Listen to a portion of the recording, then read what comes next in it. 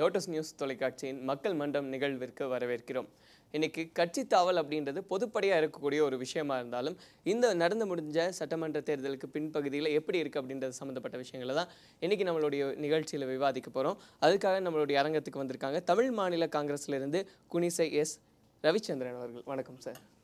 அதே போல் நம்ம கூட அதிமுகவை சேர்ந்த மாவட்ட இலக்கிய அணியின் இணை செயலாளர் புலவர் MS மணி அவர்கள் வந்திருக்காரு, எக்ஸ் கவுன்சிலர். வணக்கம் சார். அதாவது இந்த கட்சி தாவல் அப்படின்றது பொதுப்படையாக இருக்கக்கூடிய ஒரு பிரச்சனையாக இருந்தாலும் இப்போ இது எப்படி இருக்குது அப்படின்றத சொல்லி தான் நம்ம பேச போகிறோம். சார், அதிமுகவினுடைய நிலை இப்போ எப்படி இருக்குது? பொதுவாக சார், பல்வேறு கட்சிகள் இருக்கிறது ஊக்கப்படுத்துகின்ற வகையில் புரட்சித் தலைவி அம்மா அவர்கள் இன்றைக்கு வரவேற்றிருக்கிறாங்க. அந்த கட்சியிலேருந்து பல்வேறு கட்சியிலேருந்தெல்லாம் இன்றைக்கெல்லாம் வந்திருக்காங்க. அவங்களையெல்லாம் வரவேற்றிருக்கிறாங்க. அவங்களுக்கெல்லாம் நல்ல ஒரு எதிர்காலம் நிச்சயமாக இருக்குது. குறிப்பாக உதாரணத்துக்கு ஃபார் எக்ஸாம்பிள் SRB வந்தார். அவரை இன்றைக்கி நாடாளுமன்ற மேலவை உறுப்பினராக்கி அழகு பார்த்துருக்காரு. அந்த மாதிரி இன்றைக்கி அந்த கட்சிகளில் ஒரு இது இல்லை, ஒரு அரசியல் கட்சியில் இருக்கிறவங்க எதிர்காலத்தை எதிர்பார்ப்பாங்க. மாமன்றம் ஏதோ பல்வேறு பதவிகள், கவுன்சிலர் ஆகலாம், MLA ஆகலாம், MP ஆகலாம், அல்லது கட்சியில் ஏதோ ஒரு பதவி, இப்படியெல்லாம் இது பண்ணிட்டுருக்கலாம். ஆனால் கரைந்து போயிட்டுருக்கிற கட்சியில் என்ன பண்ண முடியும்? அதுக்காக ஒரு நல்ல ஒரு பெரிய கட்சியில் இணைந்தால் நம்முடைய அரசியல் எதிர்காலம் வளமாக இருக்கும் என்ற அடிப்படையில் இன்னைக்கு பல்வேறு கட்சியில் இருந்தெல்லாம் வந்திருக்காங்க. ஆனால் ஒரு குற்றச்சாட்டு முன்வைக்கப்படுது. இன்னைக்கு முன்னிலையில் இருக்கக்கூடிய திமுகவாக இருந்தாலும் சரி, அதிமுகவாக இருந்தாலும் சரி, இந்த கட்சிகள் சிறிய அளவில் இருக்கக்கூடிய கட்சிகளை பிளவுபடுத்த பார்க்கிறது அப்படின்ற ஒரு கண்ணோட்டம் இருக்குது. இதை எப்படி எடுத்துக்கிறீங்க? இல்லை, பிளவுபடுத்துறதுன்னா தேர்தலுக்கு முன்னால் நீங்கள்லாம் இது பண்ணியிருக்கலாம். நீங்கள் பல பத்திரிகையில் நடந்த சம்பவங்கள்லாம் நீங்கள் அதை கேள்விப்பட்டிருப்பீங்க. அதாவது தேர்தலுக்கு முன்பாக அந்த கட்சியை உடைக்கணும், குறிப்பாக தேமுதிகங்கிற கட்சி உடைக்கணும்னு திமுக பல்வேறு வகையில் இந்த எதிர்க்கட்சி தலைவர் ஸ்டாலின் அவர்கள் பல கோடி செலவு செஞ்சு அந்த கட்சியை உடைக்கணுங்கிற அடிப்படையில் தான் தேர்தலுக்கு முன்பு. அது வேணால் அரசியல் லாபம் என்று சொல்லலாம். ஆனால் இப்போது அவர்களாக மனம் சேர்கிறார்கள். அவர்களை வரவேற்று அவர்களுக்குரிய நல்ல ஒரு அந்தஸ்தை கொடுக்கணுங்கிற அடிப்படையில் தான் மாண்பு அம்மா அவர்கள் இன்றைக்கு இந்த திட்டத்தை இது பண்ணியிருக்காங்க. எல்லா கட்சியும் அரவணைச்சு செஞ்சுட்ருக்காங்க. பேசலாம் சார். அதாவது இப்போ நீங்கள் தமிழ் மாநில காங்கிரஸ்ல இருந்து இப்போ மற்ற கட்சிகளில் நிலவக்கூடிய சூழல் எப்படி இருக்கிறதா பார்க்க முடியுது? இப்போ தமிழ் மாநில காங்கிரஸ் ஒரு குறிப்பிட்ட சில நபர் தான் போயிருக்காங்களே தவிர கட்சியை அவ்வளோ அதிகமாக போகலை. ஒரு சில நபர்கள் தான் போயிருக்கிறாங்க. பெரிய அளவில் அவங்க போகலை. தமிழ் மாநில காங்கிரஸ் பெரிய அளவில் இல்லை. இப்போ மற்ற கட்சிகளில் இருந்து இப்போது உதாரணத்துக்கு அதிமுகவில் இணைகிறாங்க, திமுகவில் இணைகிறாங்கங்கும் போது தமிழ் மாநில காங்கிரஸினுடைய பார்வை எப்படி இருக்குன்னு நினைக்கிறீங்க? எங்களுக்கு சரியானது தானா உங்களுடைய கணிப்பின்படி? இது அவங்கவுங்களுடைய விருப்பத்தை பொறுத்த வரைக்கும் மக்கள் தலைவர் ஐயா G.K. வாசன் கூட இப்போ பேட்டி கொடுத்துருந்தாரு. அவங்க ஒரு தனிப்பட்ட முறையில் அவங்களுக்கு என்ன வேணாலும் டிசிஷன் எடுக்கலாம். அவங்களுடைய தனிப்பட்ட முறையில் அவங்க முடிவு தான். அதில் எங்களுக்கு தமிழ் மாநில காங்கிரஸ் எந்த ஒரு பாதிப்பும் கிடையாது. தொண்டர்கள் அப்படியே எங்கள் கூட இருக்கிறாங்க. தமிழ் மாநில காங்கிரஸ் சில நபர்களுக்காக நம்ம கட்சி நடத்தலைங்க. தமிழ் மாநில காங்கிரஸ் நல்லா. ஸோ அதனால அது ஒரு சேஃப் ஜோனில் தான். ஆமாம். சரி, இப்போ நீங்கள் அதிமுகவில் இப்படி மற்றவங்க இணைகிறாங்கும் போது ஆல்ரெடி அதிமுகவை நம்பி இருக்கிறவங்க நிறைய பேர் இருக்காங்க. இப்போ புதுசாக மற்ற கட்சிகள்ல இருந்து நிறைய பேர் இணைகிறாங்க அப்படிங்கும்போது எந்த அளவில் அதிமுக அவங்களுக்கு முக்கியத்துவம் கொடுக்கணும்னு நினைக்கிறீங்க? பொதுவாக அவங்கள உற்சாகப்படுத்துகின்ற வகையில் பதவி நீங்கன்னு எடுத்துக்கொடுக்கும்போது கட்சியில் பல்வேறு பதவிகள்லாம் இருக்குது. ஆட்சியில் இருக்கிறோம், ஆட்சியிலையும் பல பதவிகள் இருக்குது. ஆக பகிர்ந்தளித்து கொடுக்கப்படும். அதற்கு முன்பாக ஒன்றை நான் சொல்லிக்கொள்ள விரும்புகிறேன். அதாவது G.K. வாசன் அவர்கள் நல்ல சிறந்த பார்லிமெண்டரியன், நல்ல அரசியல்வாதி தான். ஆனால் அவர் இந்த மக்கள் நல கூட்டணிக்கு போனது இது அது ஒரு சரியில்லாத ஒரு அரசியல் இதுங்கிறது தான் நான் இங்கே சொல்ல கடமைப்பட்டிருக்கேன். எப்படின்னு கேட்டிங்கன்னா, போகாத ஊர், இந்த ஊருக்கு தடம் போகாதுன்னு தெரிஞ்சே அது போனது. ஆங்கிலத்தில் ஒரு பழமொழி சொல்லுவாங்க, a man is known but his friends. The man is known but his friends. அதாவது நீ எப்படிப்பட்டவன் என்பதை தெரிந்து கொள்ள உனது நண்பனை பார்த்தால் தெரிந்து கொள்ளலாம் அப்படிங்கிறது அந்த பழமொழி. அதுபோல் இந்த கூட்டணி இது சரியாகுமா அப்படின்னு பார்த்து அது போயிருக்கணும். ஆக எந்தவித திட்டமும் எதிர்கால திட்டமும் இல்லாமல் போனதனுடைய விளைவுதான் இன்றைய கட்சியினுடைய தமாகனுடைய கரைந்து கொண்டிருக்கின்ற ஒரு சூழ்நிலை என்பதை இந்த நேரத்தில் சொல்லிக்கொள்ள கடமைப்பட்டிருக்கிறேன். இப்போ அதாவது தமிழ் மாநில காங்கிரஸ் மீண்டும் ஒரு எழுச்சிகரமாக மாற என்னென்ன திட்டங்கள்லாம் வச்சுருக்காங்க? நிறைய திட்டங்கள் வச்சுருக்கிறோம். இன்னும் இப்போ பார்த்தீங்கன்னா மாவட்ட செயலர் கூட்டம் படிப்படியாக மாவட்டம் வரையாக போயிட்டுருக்கிறாங்க தலைவர் ஐயா G.K. வாசன் அவர்கள். இப்போ படிப்படியாக இப்போ கவுண்டம்பாளையத்தில் வந்து 8ஆம் தேதி வந்து இப்போ செயல்வர் கூட்டம், மாவட்ட செயல்வர் ஒவ்வொரு தனித்தனியாக வந்து ஒவ்வொரு டிஸ்ட்ரிக்ட் வாரியாக சந்திச்சுட்டு இருக்காரு. இன்னும் மேன்மேலும் வலுமான தமிழகத்தையும் வலிமையான பாரதத்தையும் உருவாக்கிட தமிழ் மாநிலம் நல்ல தீவிரமாக இப்போ தமிழ் மாநில காங்கிரஸ்ல நீங்க சொல்றது படி பார்த்தா கண்டிப்பா எழுச்சிகரமான விஷயங்கள் எல்லாம் செயல்படுத்த இருக்கும் அப்படின்ற மாதிரி சொல்றீங்க. ஆனாலுமே வந்து அந்த கட்சிக்குள்ளேயும் இது பொதுப்படையான ஒரு கருத்து தான், அந்த கட்சிக்குள்ளேயுமே வந்து உட்கட்சி பூசல் அப்படின்ற மாதிரியான சில சலசலப்புகள் இல்லை. இப்போ இருந்தது, முதல்ல இருந்தது, இப்போ எல்லாமே கிளியர் ஆயிடுச்சு. ஒரு சில நபர்கள் போனதுனால இப்போ தமிழ் மாநில காங்கிரஸ் தெளிவாக இருக்குது. இனி வந்து நல்லா கட்சி நடத்தலான்ற ஒரு இதில் நல்லா மக்கள் தெளிவாகிடுச்சு. ஸோ உதாரணத்துக்கு கேட்கணும்னா இப்போ இதுக்கப்புறம் யார் கூட கூட்டணி அப்படின்ற மாதிரியான ஒரு நிலைப்பாடு எடுக்க வேண்டிய ஒரு சூழல் வருது அப்படின்னா சரி, யாரோட கை கோர்க்கும்? அது வந்து நம்ம தேர்தல் நெருங்க வரும், உள்ளாட்சி தேர்தல் அறிவிச்சதுக்கப்புறம் அந்த மக்கள் தலைவர் அது போன்ற கலந்துரையாடலும் இப்போ நடந்துக்கிட்டு ஆமாம் நடந்துட்டு தான் இருக்கு. இப்போ ஒரு கட்சியில இருந்து இன்னொரு கட்சியில இணைகிறாங்க அப்படின்னா அந்த அவங்களுக்குன்னு தனித்த கொள்கைகள் இருக்கும். இப்போ வந்து மதிமுக இருக்குன்னா அதுக்குன்னு ஒரு தனிப்பட்ட கொள்கைகள் இருக்கு, அதிமுகன்னா அதுக்குன்னு தனிப்பட்ட கொள்கைகள் இருக்கு. இப்போ இன்னொரு கட்சியில இருந்து உங்க கட்சிக்கு வந்து சேர்றாங்க அப்படின்னா எப்படி அதை வந்து பார்க்க முடியும்னு நீங்க நினைக்கிறீங்க? இதுவரை அவங்களுடைய கொள்கைகள் என்பது, கோட்பாடுகள் என்பது வேறு, அவர்களுக்குன்னு உறுப்பினர் கார்டுகளும் வேறு. அதிமுகவில் இணைந்து விட்டால் அதனுடைய கொள்கை முழுக்க முழுக்க அதனுடைய கொள்கைகளைத்தான் ஏற்றுக்கொள்ள வேண்டும். அதிமுகவிற்கு இணைந்தோடனே அதிமுகவினுடைய உறுப்பினர் கார்டை கொடுப்போம். அப்போ அந்த கொள்கை அதிமுகவுடைய கொள்கையை தான் முழுக்க முழுக்க அவர்கள் ஏற்று செயல்பட வேண்டும். அப்போ அந்த அவங்களுடைய முன்னாடி இருந்த கொள்கைகள் வந்து புறக்கணிக்கப்படுது அப்படின்னு சொல்றீங்களா? கொள்கைகள் புறக்கணிக்கப்படுது என்பது வேறு. கொள்கை அதிமுகவினுடைய கொள்கையில் தான் போகணும். இந்த ரூட்டு தான் அப்படின்னா அந்த ரூட்டில் தான் போகணும். அதை விட்டுட்டு வேறு கொள்கைகள்லாம் இது பண்ண முடியாது. ஏன்னா இது வந்து அதிமுகங்கிறது மிகப்பெரிய ஒரு கட்டுப்பாடான இயக்கம். இல்லை, அதுதான் நான் கேட்குறேன். இப்போது அதிமுக மீது இருக்கக்கூடிய ஒரு நம்பகத்தன்மையின் அடிப்படையில் தான் அந்த கட்சியில் இணைகிறாங்க. சரி, அப்படிங்கும்போது அவங்களுக்கு இருக்கக்கூடிய சில நியாயமான கொள்கைகள் தான். ஏன்னா எல்லாருக்குமே பொதுப்படையாக வந்து நியாயமான கொள்கைகள் அப்படின்றது ஒன்று இருக்கு. அதை வந்து நிராகரிச்சுட்டு இப்போ அதிமுக நீங்கள் சொன்ன மாதிரி கட்டுக்கோப்பான ஒரு இயக்கமாக இருக்குது. அப்படிங்கும்போது இதனுடைய கொள்கைகளை மட்டுமே பின்பற்றணும், உங்களுடையது நியாயமான கொள்கைகளாக இருந்தாலுமே சரி அது புறக்கணிக்கப்படும் அப்படின்னு சொல்றது சரியான ஒரு விதமா இருக்கும். புறக்கணிக்க எல்லாம் நல்ல கொள்கைகளை ஏற்றுக்கொள்ளக்கூடிய மனப்பான்மை தான் மாண்புமிகு அம்மா அவர்களுக்கு உண்டு. நல்ல கொள்கையாக இருந்தால் எந்த கொள்கையாக இருந்தாலும் ஏற்றுக்கொள்வார்கள். ஆக கட்சி கொள்கைக்கு சேராத ஒவ்வாத கொள்கைகளெல்லாம் ஏற்றுக்கொள்ள மாட்டார்கள். நிச்சயமாக அதிமுகவுக்கு என்ற ஒரு கொள்கை இருக்குது. அவர்களுடைய கொள்கை நல்ல கொள்கையாக இருந்தாலும் நிச்சயமாக அது ஏற்றுக்கொள்ளப்படும். இப்போ அதுல இன்னொரு முக்கியமான கேள்வி என்னன்னா, இப்போ கட்சி மாறக்கூடியவர்கள் எல்லாருமே கொள்கை தெரிந்துதான் சேருகிறார்களா? ஏன்னா அதுவே ஒரு சந்தேகமா இருக்கு. இன்னைக்கு இருக்கக்கூடிய நிறைய பேருக்கு வந்து இந்த கட்சியினுடைய கொள்கை இதுதான் அப்படின்றது சரியான ஒரு நிலைப்பாட்டில் தான் இருக்காங்களா? அதாவது கொள்கைங்கிறது வேறங்க, கொள்கைக்காகவே இருக்கிறாங்க அப்படிங்கிறது கடைசி வரைக்கும் இருக்கிறாங்கங்கிறது அது வேறு. ஆனால் கட்சியில் வந்து இனி வந்து அரசியலில் வந்து எதிர்காலம் இல்லை, நோ ஃபியூச்சர், அந்த எதிர்காலம் இல்லை அப்படிங்கிற ஒரு சூழ்நிலை அப்படிங்கிறது தான் ஒன்று. நாம் வந்து இந்த கட்சியில் இருந்துகிட்ருக்குறோம், இது வந்து எந்த ஒரு வியாபாரம் கிடையாது, நோ பிஸ்னஸ் அப்படிங்கிற மாதிரி அரசியல் வந்து எதிர்காலமே இல்லைங்கும் போது மறுபடியும் அதுலேயே வந்து தன்னுடைய சொந்த காசை செலவு பண்ணி போட்டு அங்கே இருப்பாங்களா? உதாரணத்துக்கு நான் வந்து தேமுதிகவை சொல்லலாம். இன்றைக்கெல்லாம் பத்திரிகையிலெல்லாம் நீங்கள் பார்த்துருப்பீங்க, எல்லா எம்எல்ஏ மாவட்ட செயலாளர்கள்லாம் போய் விஜயகாந்தை வந்து இது பண்ணுறாங்க, நான் செலவு பண்ண காசையாவது கொடுங்க, நீங்கள் சொன்னீங்கல்ல 10 லட்சம் கொடுக்குறேன்னு அதையாவது கொடுங்க அப்படிங்கிற ஒரு சூழ்நிலை. அப்படிப்பட்ட ஒரு சூழ்நிலை ஏற்படக்கூடாது என்பதற்காகத்தான் இன்னைக்கு தமாகவிலிருந்து இன்னைக்கு நிறைய பேர் வந்து பிரிஞ்சு இன்னைக்கு வந்திருக்காங்க. அதே நிறைய பேர் வரலைங்க, தமாகவிலிருந்து வந்து நிறைய பேர் வரல, ஒரு சில நபர்கள், அதாவது சில பேர், அதான் சில நபர்கள். இன்னைக்கு இருக்கக்கூடிய விதத்துல சில அரசியல் புரசலான விஷயங்கள் அப்படின்னு பார்க்கும்போது ஜி.கே. வாசன் அவர்களே அதிமுக இணைய தயாரா இருக்கார் அப்படின்ற ஒரு கூற்று இல்ல, தவறான கருத்து. எந்த விதத்துல பாக்குறீங்க? அது தவறான கருத்துங்க. இதுவே போயிருந்தாலும் எலெக்ஷனுக்கு முன்னாடியே அவருங்க போயிருக்கலாம். ரெட்டலை சின்னத்தில் நிற்க சொல்லி நம்ம வற்புறுத்தினாங்க. மக்கள் தலைவர் ஐயா ஜி.கே. வாசன் தனி சின்னத்தில் தான் நாங்கள் நிற்கணும். ஜி.கே. வாசன் வற்புறுத்தப்பட்டாரா? அப்படி வந்து செய்திகள்லாம் எங்களுக்கு தெரியல.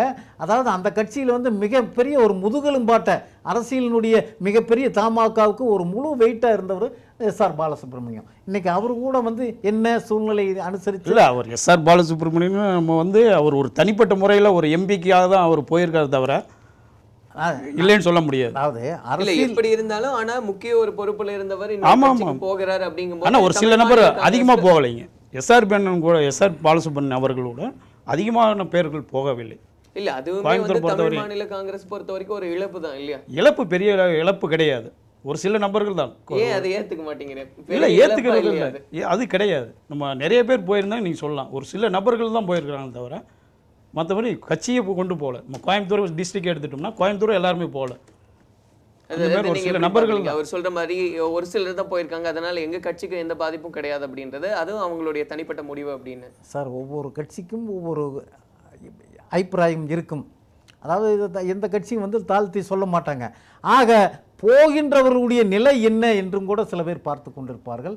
ஆக அவர்களுக்கு போனால் அங்கே நல்ல ஒரு வரவேற்பு மரியாதை கிடைக்கிறது என்று சொன்னால் இன்னும் சில பேர் வரலாம். இப்படி இருக்கிறது. ஆக கொள்கைக்காக போகிறவர்கள், எதிர்காலத்திற்காக போகிறவர்கள், இப்படி பல்வேறு அடிப்படையில் நம்ம பிரித்து சொல்லலாம். அதாவது இப்போ இதெல்லாம் நம்ம பேசுகிற வேளையில் புதுசாக நிறைய பேர் வர்றாங்க அதிமுகக்கு அப்படிங்கும்போது அவங்களுக்கு முக்கியத்துவம் கொடுத்து தான் ஆகணும் இல்லையா? அப்படி இருக்கும்போது ஆரம்ப கட்டத்திலிருந்து அதிமுகவில் இருக்கக்கூடியவர்களினுடைய இடத்தை இவங்களுக்கு கொடுக்கணுன்ற ஒரு நிலைமை. ஒன்றை நீங்கள் புரிந்து கொள்ள வேண்டும், எந்த ஒரு டிமாண்டு வச்சு யாரையும் வந்து சேர்த்தலை. அவர்கள் விருப்பப்பட்டு தான் வந்திருக்காங்களே தவிர எனக்கு வந்து இந்த பதவி வேணும் கொடுத்தா நான் வர்றேன் அப்படிங்கிற ஒரு டிமாண்டு ஒரு வச்செல்லாம் வந்து இங்கே யாருமே வரல. அப்படி வந்தாலும் அங்கே செல்லுபடி ஆகாது. இல்ல அப்படி ஒருவேளை அவங்க டிமாண்ட் வைக்காமலே வர்றாங்க அப்படின்னாலும் அவங்களுக்கான முக்கியத்துவம் கொடுக்கணும் இல்லையா? முக்கியத்துவம் இருக்கும், மரியாதை இருக்கும், எல்லாமே இருக்கும். கட்சியில வந்து சீனியர் ஜூனியர் அப்படிங்கிற இதெல்லாம் இருக்குது. ஆனாலும் அந்த பாகுபாடு இல்லாம நிச்சயமாக அவர்களுக்கு நல்ல ஒரு எதிர்காலம் நிச்சயமாக இருக்கும். இல்ல அதனால வந்து ஆல்ரெடி அதிமுகவில் இருக்கிறவங்களுடைய அந்த நிலைப்பாடு அப்படின்றது ஒரு கேள்விக்குறி ஆகிறது இல்லையா? ஏன்னா அவங்களுக்கு கிடைக்கக்கூடிய விஷயங்கள் கைமாறி போகுதே அப்படின்ற ஒரு மனநிலை வருமா? நீங்க சொல்லக்கூடிய கேள்வி வந்து இது திமுகவுக்கு வேணா பொருந்தும். ஏன்னா திமுக வந்து மாவட்ட செயலாளர் புதுசாக யாராவது வேறு கட்சியிலேருந்து வந்தாங்கன்னா அவங்க ஏற்றுக்க மாட்டாங்க. உதாரணத்திற்கு வந்து தூத்துக்குடி எடுத்துக்கிட்டால் அனிதா ராதாகிருஷ்ணன் சேர்ந்த உடனே பல எதிர்ப்புகள். அவரை வந்து அரசியலில் கால் வைக்காத அளவுக்கு பல பெரியசாமி தூத்துக்குடி மாவட்ட செயலாளர் பெரியசாமி பண்ணிட்டு இருக்காரு. இங்கே வந்து அப்படியெல்லாம் எந்த இதுவும் கிடையாது.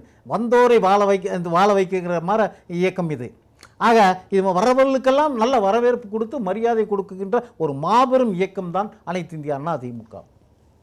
இப்போ வந்து இந்த மக்கள் தேமுதிக திமுகவுடனான ஒரு கூட்டணியை இன்னைக்கு பேசியிருக்காங்க அப்படின்றத நீங்க எப்படி பாக்குறீங்க? அது நான் வந்து முழுமையாக இன்னும் நம்பலைங்க. இன்னும் அதிகாரப்பூர்வமாக ஒன்றும் இது வரல. இல்லை இன்னைக்கு காலையில் 11 மணிக்கு வந்து திமுக தலைவர் கருணாநிதியை சந்திச்சிருக்காங்க. அதன் பிறகு வந்து கிட்டத்தட்ட வரக்கூடிய 17ஆம் தேதி வந்து அதிகாரப்பூர்வமாக கட்சியில் இணைகிறோம், அதுக்காக ஒரு பெரிய மாநாடு. அதான் அந்த இவர் தானே அந்த 3 எம்எல்ஏ அந்த இது முதலே இருந்து இருக்குது. இது ஒரு விளம்பரத்தை தேடுறதுக்காக இது ஒரு புதிய அப்படி கட்சி. இன்னொரு விதத்துலயும் அவங்க சொல்றாங்க அதை வந்து விஜயகாந்த் அவர்களை வந்து ஒரு பயமுறுத்தக்கூடிய ஒரு விஷயமா கூட இதை இல்லை இது ஒரு விளம்பரத்துக்காக இது பண்றாங்க. டிஎம்கே வந்து இது ஒரு விளம்பரத்துக்காக பண்றாங்க. இது ஒரு ஃபோக்கஸ் பண்ணி அந்த விஜயகாந்த் வந்து இதாக இருக்கிற டயத்தில் இந்த இது பண்ணோம்னா இன்னும் ஒரு விஜயகாந்த் கட்சியிலேருந்து இன்னும் சில பேர் வரலாம் என்ற ஒரு ஃபோக்கஸ் விளம்பரத்துக்காக தான் இது பண்ணுறாங்களே தவிர இல்லை அதை தான் இன்னைக்கு சொல்லியிருக்காங்க. அவங்க வந்து இது இன்னும் முன்னாடியே சேர்ந்தாச்சு, டிஎம்கேல ஏற்கனவே சேர்ந்தாச்சு. இது ஒரு விளம்பரத்துக்காக இது ஒரு இது பண்ணுறதுக்காக மேற்கொண்டு தேமுதிகவில் இருக்கக்கூடிய கட்சி தொண்டர்களை வந்து மாவட்ட வாரியாக போய் சந்திச்சு அவங்கள மறுபடியும் திமுகவில் சேர்த்து அதுதான் அந்த ஒரு விளம்பரத்துக்காக தான் இது ஒரு இது பண்ணுறாங்க. இது ஒரு ஃபங்க்ஷன் மாரி பண்ணி அவங்களுக்கு சேர்ற மாதிரி டிஎம்கேல சேர்ற மாதிரி பண்ணி இது பண்ணுறாங்க. வேற ஒன்றும் விளம்பரத்துக்காக தான் பண்ணுறாங்க.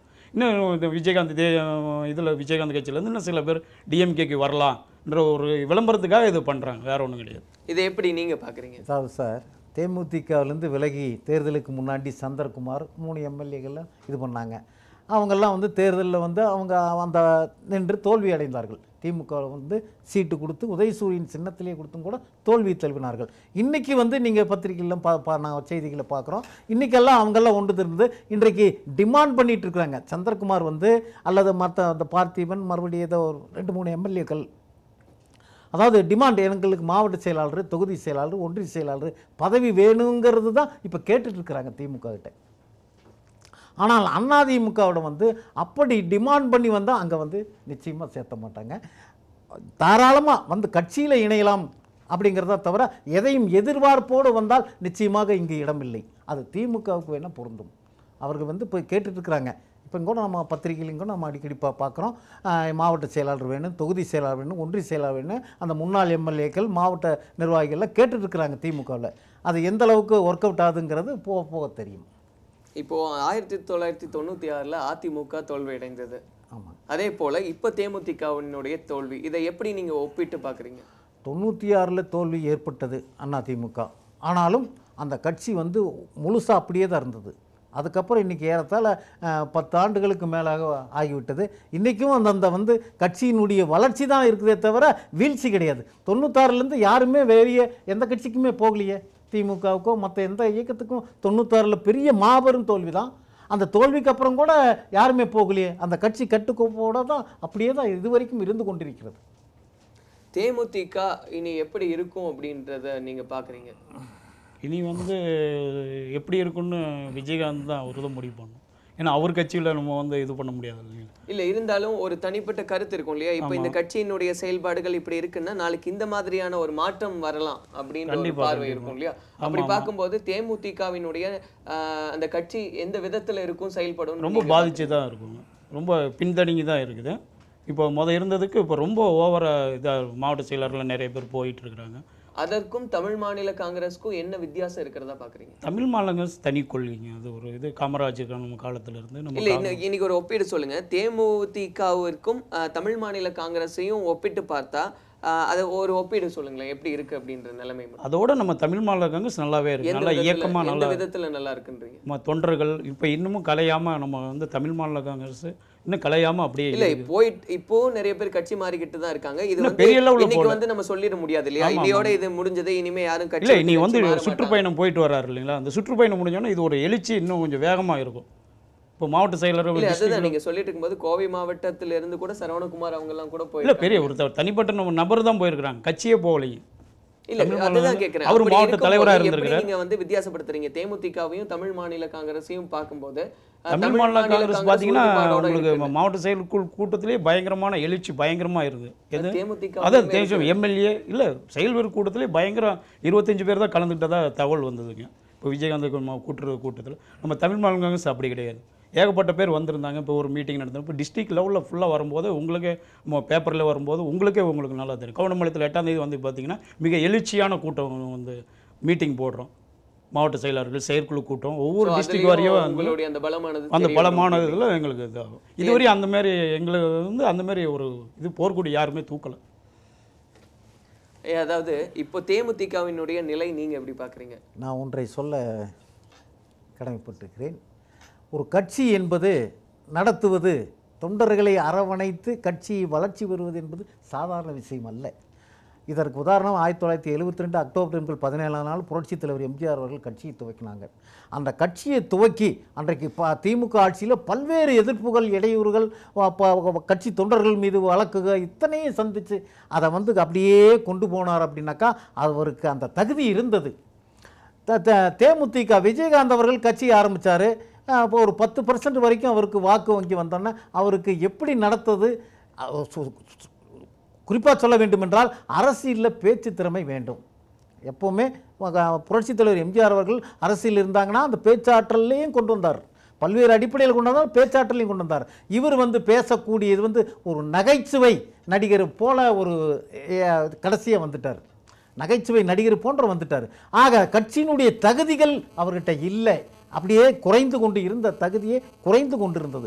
ஆக இப்படி இருக்கும்போது அந்த ஃபவுண்டேஷன், அந்த கட்சி எப்படி வளர்த்த முடியும்? அதாவது தொண்டர்களை அரவணைத்து, தொண்டர்களுக்கு எந்த இடையூறும் இல்லாமல், தொண்டர்களுக்கு இப்போ வந்து நிறைய பேர் பாவம் காசை செலவு பண்ணி இன்றைக்கெல்லாம் காத்துட்ருக்குறாங்க. அந்த மாதிரி ஒரு நிலையெல்லாம் புரட்சித் தலைவர் எம்ஜிஆர் அவர்கள் ஏற்படாமல் பார்த்துட்டு வந்தாங்க. அவர் மறைவுக்கு பின்னால் புரட்சித் தலைவர் அம்மா அவர்கள் அதே கட்டுக்கோப்போடு வளர்ச்சியாக இன்றைக்கி வந்திருக்குன்னா அது சாதுரியம். அரசியலுக்கென்று பல்வேறு ஒரு தகுதிகள் வேண்டும். அந்த சாதுரியம் வந்து இப்போ புரட்சி தலைவர்கிட்டும் இருந்தது, புரட்சி தலைவர் அம்மாட்டும் இருந்தது. அந்த தகுதியெல்லாம் இல்லை அப்படின்னா விஜயகாந்த் நிச்சயமாக அரசியலில் வந்து அவர் தோல்விதான். ஏற்கனவே இந்த புரட்சி தலைவர் அம்மா அவர்கள் சட்டமன்றத்திலே சொல்கிறாங்க, தேமுதிகவுக்கு இனிமேல் தோல்விதான் என்று சொன்னார்கள். அதுதான் இப்போ நடந்துட்டு இருக்குது. இல்லை, அப்படி நீங்கள் பார்க்கும்போது இப்போ தேமுதிகவில் நடந்த அந்த ஆலோசனை கூட்டங்களில் அவங்க கட்சியிலேயே வந்து திமுகவில் நம்ம சேர்ந்துருக்கலான்னு சொல்லி ஒரு காரணம் முன்வைக்கப்பட்டதா ஒரு தகவல். அப்போது எக்காரணத்தை கொண்டும் நம்ம கட்சி திமுகவோட கூட்டணி சேராதுன்னு விஜயகாந்த் சொன்னதா ஒரு தகவல் இருக்குது. அப்போ இது அதிமுகவில் சேர்றதுக்கு ஒரு வேளை வாய்ப்பு இருக்குமோ அப்படின்னு நம்ம பார்க்க முடியுமா? அதாவது நீங்கள் அதெல்லாம் பார்த்துருக்கலாம், அவர் கிங் மேக்கரா அப்படிங்கிறது 2 அடிப்படையில் இருந்தார். கிங்குனாக்கா தனியாக நின்று நம்ம முதலமைச்சர் ஆகும் அப்படிங்கிறார். கிங் மேக்கர் அப்படின்னாக்கா நாம் போய் அவங்க கருணாநிதி கொஞ்சம் தண்ணி சொல்லுங்க. அதாவது இப்போ நீங்க இதை எப்படி பார்த்துட்டு இருக்கீங்க? இந்த இந்த இந்த ஒரு திமுக இப்போ உதாரணத்துக்கு சொல்லணும்னா தேமுதிகல இருந்து நிறைய பேர் வந்து அந்த மக்கள் தேமுதிகல இருந்து திமுக இணைகிறாங்க அப்படின்ற அந்த ஒரு கூற்றை எந்த விதத்துல உங்களால பார்க்க முடியுது? அது வந்து ஒரு ஒரு நாடகமாக தான் பார்க்க முடியுது. இன்னும் பெரிய லெவலில் ஒன்றும் இதாகலை. இன்னும் டிஎம்கேலையும் ஏடிஎம்கேலையும் 10 பேர் சேர்றாங்க. இல்ல இப்போ இந்த மாதிரி இருக்கும்போது இது பொதுப்படையான ஒரு கேள்விதான். தேமுதிகவா இருந்தாலும் சரி, இல்ல தமிழ் மாநில காங்கிரஸா இருந்தாலும் சரி, இந்த மாதிரி நம்மளுக்கு எதிர்ப்பு வலுக்கிறது அப்படின்ற ஒரு சூழல் வரும் பொழுது அந்த கட்சிகள் தங்களை தற்காத்துக்கொள்ள என்னென்ன நடவடிக்கைகள்லாம் எடுக்கும்? அதான் அது தமிழ் மாநில காங்கிரஸா இருந்தாலும் சரி, எந்த மாதிரி பாக்குறீங்க? எப்படி எந்த மாதிரியான நடவடிக்கைகள்லாம் எடுப்பாங்க? எங்களை வந்து நடவடிக்கைகள் வந்து பலமாக இருக்கும். இப்போ ஒரு எல்லாமே மீட்டிங் சுற்றுப்பயணம் போயிட்டு வந்ததுக்கப்புறம் இதோட எழுச்சி இன்னும் கொஞ்சம் நல்லாவே இருக்கும். அது அந்த எழுச்சி ஆமாம், ஒரு மாவட்ட லெவலில் எல்லாத்தையும் கருத்து கணிப்பு கேட்குறாரு. நம்ம எல்லாமே மாவட்ட செயற்குழு எல்லாமே கூட்டி ஒவ்வொரு டிஸ்ட்ரிக்ட் வாரியாக ஒவ்வொரு இது வந்து நம்ம மக்கள் தொண்டர்கள் என்ன சொல்கிறாங்க அதுக்கு தகுந்த மாதிரி கட்சி வளர்ச்சி பணி வந்து இன்னும் மேற்கொள்ளும் இன்னும் தீவிரமாக இது பண்ணுவார். சரி, அதை நம்ம பேசிகிட்டு இருந்தோம். அந்த தேமுதிகவை பற்றி பேசிகிட்டு இருந்தோம் இல்லையா? தொடர்ந்து சொல்லுங்கள். அதாவது கிங் மேக்கரா 2 அடிப்படையில் போனார். கிங்குன்னா நாம் முதலமைச்சராகுது, கிங் மேக்கர்னாக்கா திமுகவில் அவரை கருணாநிதி முதலமைச்சராகுது. இந்த 2 திட்டத்தில் போனார். எல்லாருமே ஆலோசனை கூட்டத்தில் முதலமைச்சர் ஆகணும், நீங்கள் கிங்காக தான் இருக்கணும் அப்படிங்கிற அடிப்படையில் அவர் ஒரு இதை ஏற்படுத்தி அங்கே மக்கள் நல கூட்டணியில் போய் இணைந்தார். இதுதான் நடந்த இது. ஆக அது வந்து தேராது, அது இந்த ஊருக்கு இந்த தடம் போகாது என்பது தெரிந்தே அந்த மக்கள் நல கூட்டணிக்குள்ளே போய் இது பண்ணி நடந்த தேர்தலில் நம்ம முடிவெல்லாம் பார்த்தோம். ஆக நிச்சயமாக தேமுதிகவுக்கு அந்த வீழ்ச்சிகள் தான் இனிமேல் அந்த வீழ்ச்சிங்கிற அடிப்படையில் தான் போய்கொண்டிருக்குமே தவிர வளர்ச்சி என்ற அடிப்படைக்கே இடமில்லை. இல்லை, அதுக்கு ஒரு முக்கிய காரணம் திமுகவும் தான் சொல்கிறாங்க. நான் தான் ஏற்கனவே நான் உங்கள்கிட்ட சொன்னேன். அதாவது தேமுதிக விஜயகாந்த் கட்சி வந்து கூட்டணி சேர்ந்தால் அது பலமாக இருக்கும் அப்படிங்கிற ஒரு அடிப்படையில் ரொம்ப தூரம் முயற்சி பண்ணாங்க. பல கோடிகளை கொடுக்கறதுக்கு தயாராக காத்து கொண்டிருந்தார்கள். ஆக அந்த நேரத்தில் வந்து இப்போ காத்து கொண்டிருந்த நேரத்திலும் கூட அவங்க வந்து இது பண்ண முடியல. அவர் வந்து இது பண்ணோன்னா பழம் நழுவி பாலில் விழப்போகுதுன்னு கூட கருணாநிதி சொன்னார். கடைசி வரைக்கும் எதிர்பார்த்து ஏமாற்றம், அந்த ஏமாற்றத்தினுடைய அதிர்ச்சியின் காரணமாக அந்த கட்சியை உடைத்தே தீர வேண்டும் என்று பல கோடி ரூபாய்கள் செலவு செய்து பல வழிகளிலும் அந்த கட்சியை உடைத்தார் என்பதுதான் நடந்த சரித்திரம். இப்போது பரவலாக வந்து நிறைய பேர் கட்சி மாறிக்கிட்டு இருக்காங்க அப்படின்ற விஷயங்கள் எல்லாம் பார்க்கும்போது ஒரு நல்ல பலம் வாய்ந்த அணி அஇஅதிமுக அப்படின்றது. அப்படி இருக்கும் பொழுது ஏன் மற்ற கட்சிகள்ல இருந்து வரக்கூடியவர்களை ஏற்றுக்கொள்ளக்கூடிய நிலை இருக்கு அப்படின்னு நினைக்கிறீங்க? எதனால, என்ன காரணம் அதுக்கு? இது வந்து இயல்பு தானுங்க. அரசியல் கட்சிகளில் எந்த கட்சியும் வந்தாலும் ஏற்றுக்கொள்ளக்கூடிய மனப்பான்மை தான். கட்சியினுடைய வளர்ச்சிங்கிறது இனிமேல் வந்து அதிமுகவுக்கு வளர்ச்சிங்கிறது பெரிய ஒரு இமாலய வளர்ச்சியில் தான் இருக்குது. இருந்தாலும் மற்ற கட்சியிலிருந்து வர்றவங்களை ஒரு தாயன்போடு ஏற்றுக்கொள்கிற கொள்கை தான் அம்மா அவர்களிடம் இருக்குது.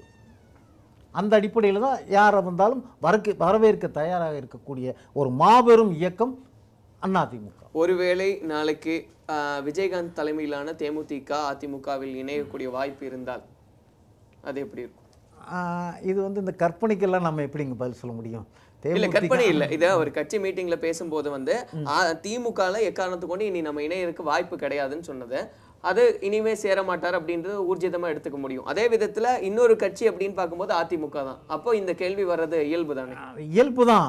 தேமுதிக அதனுடைய கட்சியினுடைய நிர்வாகிகளாகட்டும் அல்லது பிரிந்து போன இப்போ தனி இயக்கமாக இருக்கிறவர்களாகட்டும் விஜயகாந்த் ஆகட்டும் அவர்கள் வந்து திமுகங்கிற அந்த ரூட்ல தான் போயிட்டு இருக்கிறாங்களே தவிர இப்படி திரும்பி பார்க்கின்ற சூழ்நிலை இதுவரைக்கும் அமையல. அப்படி கிடையாது. அதோட வாய்ப்பு இல்லை. டிஎம்கே கூட அதிகமான வாய்ப்பு கிடையாது. ஏன்னா உடைச்சு கொண்டு போனால விஜயகாந்த் வந்து நீங்க சொல்ற மாதிரி திமுகவோட தேமுதிக கூட்டணி அப்படின்றது இருக்காது அப்படின்றது அவரே வெளிப்படையா சொன்னதா ஒரு தகவல் இருக்கு. அப்படி அந்த இடத்துல திமுகக்கு வாய்ப்பு இல்லை, அதிமுகவுடன் இணையருக்கு ஒரு வாய்ப்பு இருக்குன்றத ஒரு சூழல் காமிக்குது இல்லையா? அது காலத்தின் சூழ்நிலை எப்படி வேண்டுமானாலும் அமையலாம். அதற்கு நாம் இப்பவே நம்ம அதெல்லாம் பதில் சொல்ல முடியாது, அது கூடாது என்பதுதான் என்னுடைய பதில். சரி, இப்போ நம்ம தேமுதிகவை பற்றி பேசிட்டு இருந்தோம். அதே மாதிரி தமிழ் மாநில காங்கிரஸினுடைய நிலைப்பாடை நீங்கள் இப்போ எப்படி பார்க்குறீங்க? தமிழ் மாநில காங்கிரஸ் தான் நான் ஏற்கனவே சொன்னேன், போகாத இடத்துக்கு போகாத இந்த ரூட்டுக்கு போகாதுன்னு தெரிஞ்சு போனார். மக்கள் நல கூட்டணியில் போனார், அது ஃபெயிலியர் ஆகிப்போச்சு. ஆக அது வந்து அன்னைக்கு வந்து அதிமுக கூட சேரக்கூடிய ஒரு வாய்ப்புகள் இருந்தது. இருந்தாலும் பல்வேறு அடிப்படையில் வந்து அவர் மக்கள் நல கூட்டணியை எடுத்து அதனுடைய பலனை அனுபவம் ஏடிஎம்கே ரொம்ப இது பண்ணி போனோம். நீங்கள் ஏற்றுக்கல, நம்ம அம்மா அவர்கள் ஏற்றுக்கல. அவர் இறங்கி வந்தார். எவ்வளவு இறங்கி வந்ததுக்கு அப்புறம் தான் மக்கள் நல கூட்டணிக்கு இந்த கூற்றை எப்படி பார்க்குறீங்க? அதாவது நாங்கள் இதை சொல்ல வேண்டுமென்றால் 2011 வந்து தேமுதிக அதிமுகவோட கூட்டணி இருந்தது. ஏறத்தாழ 41 சீட்டு கொடுத்து 29 பேர் வெற்றி பெற்றார்கள். 29 பேர் வெற்றி பெற்று சட்டமன்றத்தில் ஜனநாயக கடமை ஆற்றுவார்கள் என்று பார்த்தால் ஒரு தவறான அடிப்படையை ஏற்படுத்தினதுனால தான் நிச்சயமாக புரட்சித் தலைவர் அம்மா அவர்கள் அந்த கூட்டணி சில நேரங்களில் கூட்டத்திலையும் கூட சொன்னார், தேமுதிகவினால தான் அதிமுக ஆட்சிக்கு வந்தது. இப்படிப்பட்ட அடிப்படையெல்லாம் பார்க்கும்போது இது கூட்டணியில் ஜெயிக்கிறாங்க, பிறகு நமக்கே வந்து முதுகில் குத்தக்கூடிய ஒரு சூழ்நிலை இருப்பதனால தான் இந்த தேர்தலில் வந்து 2016 தேர்தல் வந்து 234 இடத்துலையும் இரட்டை இலையில் தான் நிற்போம், நிறுத்தப்படும் அப்படிங்கிற ஒரு சூழ்நிலையை ஏற்படுத்தி தான் 2011 தேர்தலில் சந்தித்தோம். இல்லை, இது நீங்கள் எப்படி பார்க்குறீங்க? சரியான ஒரு வாதமாக இருக்கா? முதுகுல குத்தக்கூடிய ஒரு தன்மை இருக்கிறதுனால அந்த மாதிரியான கட்சி இது எல்லா கட்சியிலுமே நடக்கக்கூடியது தான். நம்ம எவ்வளோக்கு எவ்வளோ நம்ம வளர்த்து வர்றோமோ அதுக்கு முதுகுல குத்துறதுக்கு சில நபர்கள் இருப்பதை தான் செய்வாங்க. எல்லா கட்சியிலுமே இருக்கிறாங்க. அதே நேரத்தில் அவர்களால் தான் அதிமுக ஆட்சிக்கு வந்தது அப்படிங்கிற ஒரு இதைத்தான் திருப்பி கண்டிப்பா அது வந்து ஒரு 10% ஒரு இது இருக்கிறதுனால தான் அம்மா வந்து இப்போ தனிச்சு நின்னாங்க. இப்போ யாருமே சொல்ல முடியாது இந்த கூட்டணினால தான் எங்களால தான் அதிமுக ஆட்சிக்கு வந்து யாருமே சொல்ல முடியாது. 234 இடத்துலையும் வந்து அதிமுக தான் நிறுத்தப்பட்டது. தொடர்ந்து பேசலாம். தொடர்ந்து மக்கள் மன்றத்தில் நம்ம இந்த கட்சி தாவல் பற்றி நிறைய விஷயங்கள் பேசிக்கிட்டு இருக்கோம். அதற்கு முன்னாடி ஒரு விளம்பர இடைவெளி.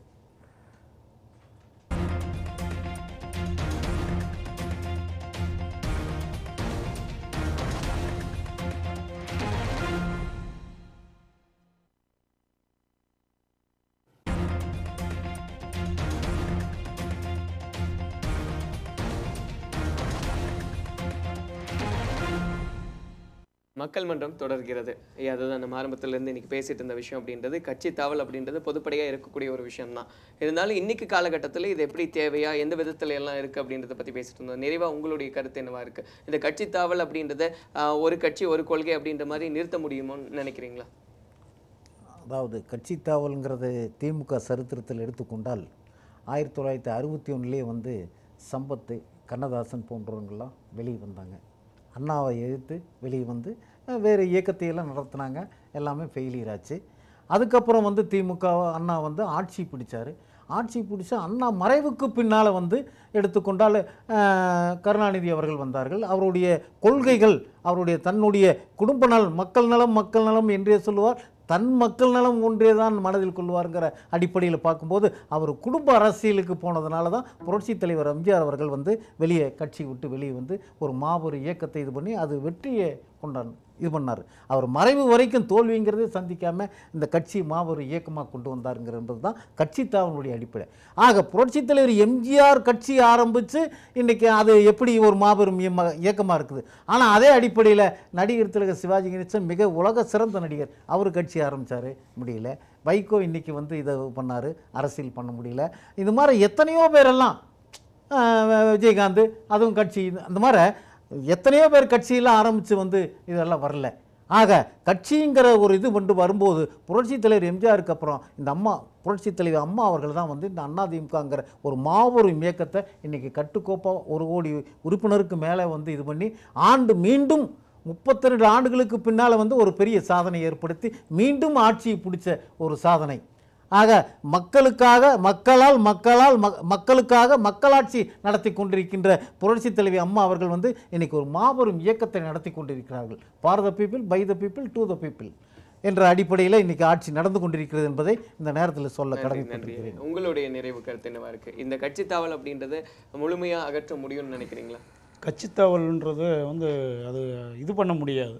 அது வந்து நடைமுறை நடந்துட்டு தான் இருக்கும். ஒரு கட்சியை பிடிக்கல, உடைக்கிறதுக்கான பல கோடி ரூபாய் கொடுத்து உடைக்கிறதுக்கான வாய்ப்புகள் நிறைய இருக்குது. ஒரு கட்சி வளர்ச்சி பணியாற்றுன்னா அதில் உடைக்கிறதுக்கான இது ஏற்பாடுகள் நிறைய நடந்துட்டு இருக்கும். சரி, நன்றி. வந்திருந்த உங்களுடைய கருத்துக்களை சொன்னமைக்கு நன்றி. நன்றி ஐயா. தொடர்ந்து மக்கள் மன்றம் நிகழ்ச்சியில் அடுத்த பகுதியில் நீதிபதிகள் வந்து முதல் முறையாக களத்தில் இறங்கி போராடக்கூடிய ஒரு விஷயம் அப்படின்றத நம்ம பார்க்க முடியுது. அது சம்பந்தப்பட்ட விவாதத்தோட அடுத்த பகுதியை தொடரலாம். இப்போ இடைவெளி.